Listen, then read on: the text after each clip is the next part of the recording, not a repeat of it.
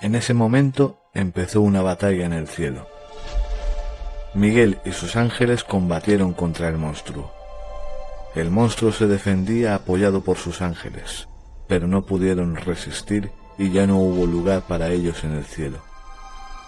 Echaron pues al enorme monstruo, a la serpiente antigua, al diablo, o Satanás, como lo llaman, al seductor del mundo entero. Lo echaron a la tierra y a sus ángeles con él.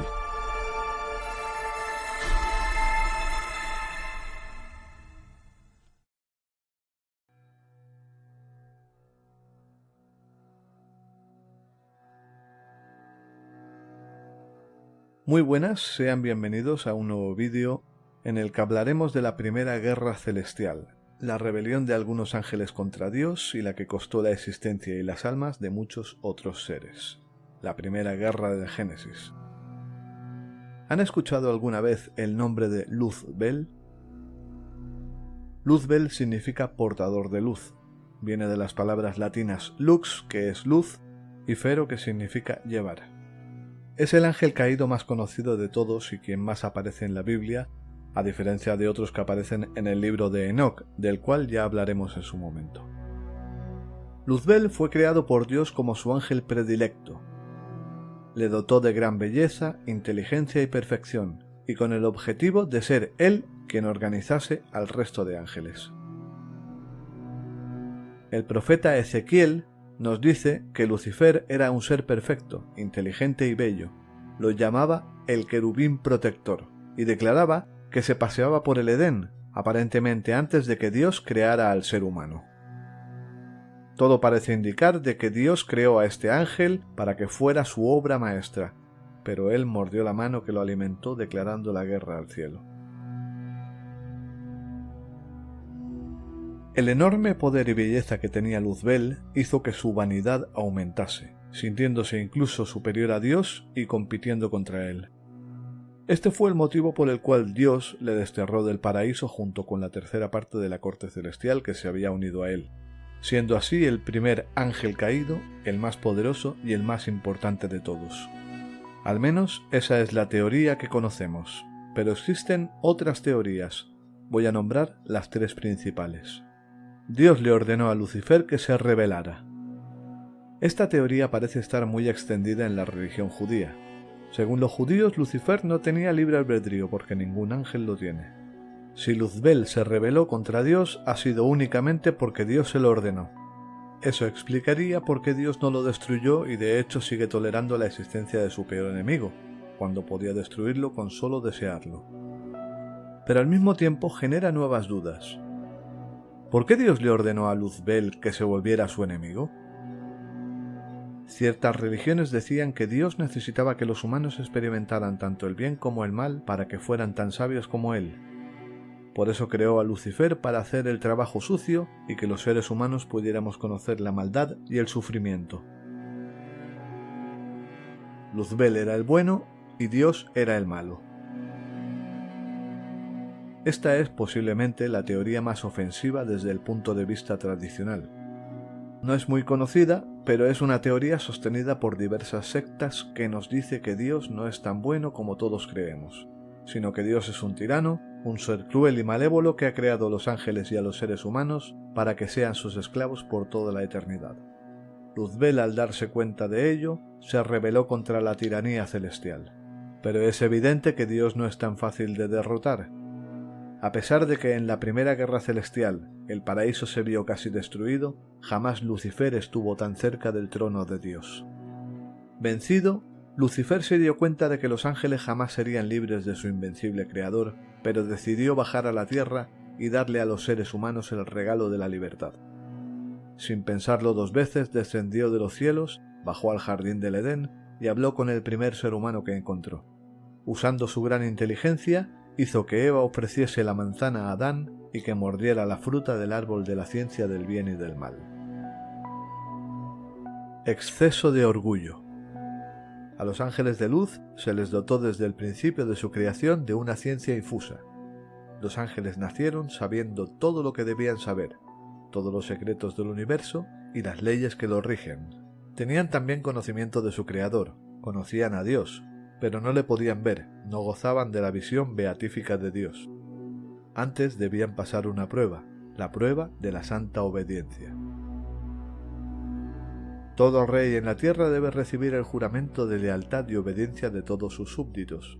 Así también los ángeles debían manifestar a Dios lealtad, obediencia y adoración. Pero entre todos los ángeles, Luzbel era el más hermoso, el más poderoso, el más bello y el predilecto de Dios, y era el depositario de todas las gracias angélicas, siendo el encargado de transmitirlas a su vez a todos los demás ángeles. Este ángel se enamoró de sí mismo. En lugar de ver a su Dios, se miró a sí mismo. En su interior había surgido el germen de la maldad, de la envidia y el pecado.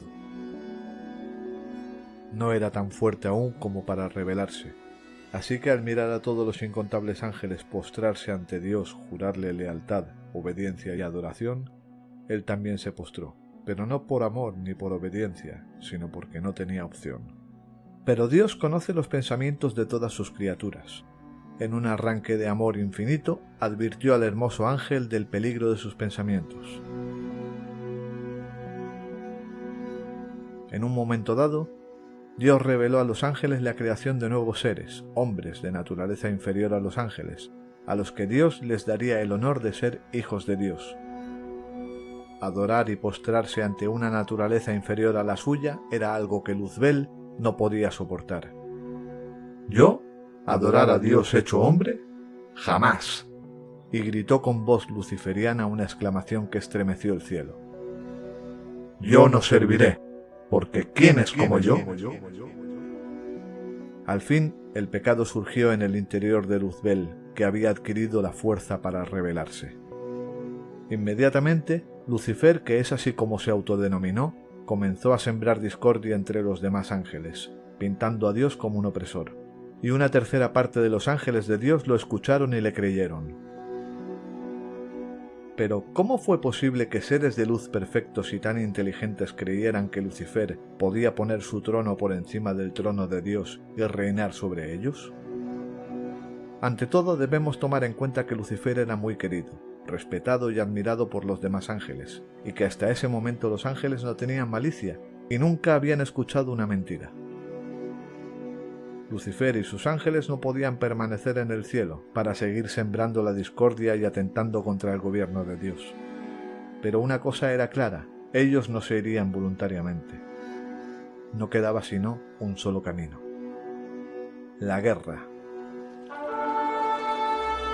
¿Qué armas se utilizaron y cuánto duró? Son cuestiones que la mente humana no puede comprender.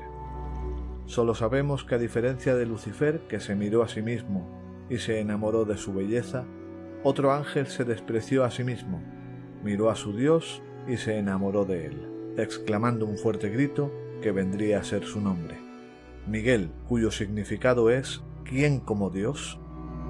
Y este ángel ocupó el lugar que perdió Lucifer. San Miguel Arcángel, príncipe de los ejércitos celestiales, comandaría los ejércitos de Dios en la madre de todas las batallas. Lucifer fue expulsado para siempre, y ese hermoso ángel de luz, privado de la gloria del resplandor de Dios, fue perdiendo su brillo, su esplendor, su belleza, y se convirtió en un ser que hoy en día solo causa espanto y horror. Dios dejó crecer el mal junto con el bien. Los ángeles ya tomaron su decisión. La decisión de un ángel es irrevocable. Un ángel no se arrepiente, no cambia de opinión. Por eso Dios no podría perdonarlos, por una sencilla razón: Dios no puede perdonar a quien no quiere ser perdonado. Ahora corresponde al hombre elegir el bando en el que quiere servir. En adelante los hombres serán los hijos de la luz o los hijos de las tinieblas. Al final del mundo serán separados los malos de los buenos y cada quien recibirá lo que merece. No olvides que Lucifer ignoró a Dios y se miró a sí mismo, y Miguel se despreció a sí mismo y levantó los ojos hacia su Dios. Debo añadir que no solo fueron los ángeles caídos quienes recibieron su castigo. También hay entidades elementales que eligieron el bando equivocado. Hay leyendas que cuentan que las hadas, duendes y todo tipo de seres elementales perdieron su alma inmortal como castigo. pues cuando estas entidades mueren, sus almas desaparecen como si jamás hubiesen existido. Según cuenta la tradición cabalista, el Creador les condenó a existir en una tierra de nadie, entre la tierra y los cielos, en un estado evolutivo entre el hombre y los ángeles, pero de ellos ya hablaremos en otra ocasión.